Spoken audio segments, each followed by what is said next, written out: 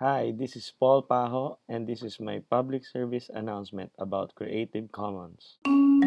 What does it mean to be human if we don't have a shared culture? And what does a shared culture mean if you can't share it? It's only in the last 100 or 150 years or so that we've started tightly restricting how that culture gets used. The internet enabled an infrastructure where anybody could participate without asking permission. We have all these new technologies that allow people to express themselves, take control of their own creative impulses, but the law is getting in the way. Creative Commons is designed to save the world from failed sharing.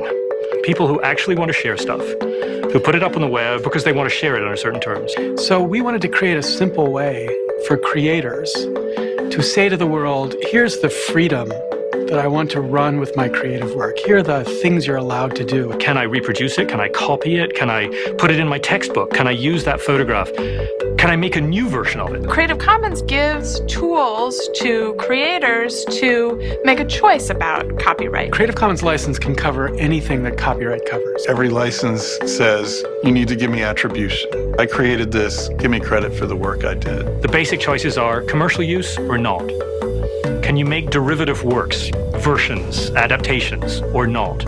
And do you want me to have to share alike? So if I take your stuff, do I have to offer it to the next person under the same terms? There's no requirement for you to do anything with your work other than what you want to do. You own the copyright to it. What we've done is given you the right to exercise your copyright in more ways, more simply. So the idea here is to enable the creative impulses that the technology turns loose and get the law out of the way. The work of Creative Commons is really about laying the infrastructure groundwork for this new type of culture, a new kind of folk culture. Somebody from Delhi, somebody from New York, somebody from Singapore can feel comfortable using a photo that was created and given away by someone in the United States or in China or wherever that the licenses have been extended to, with their identity being preserved.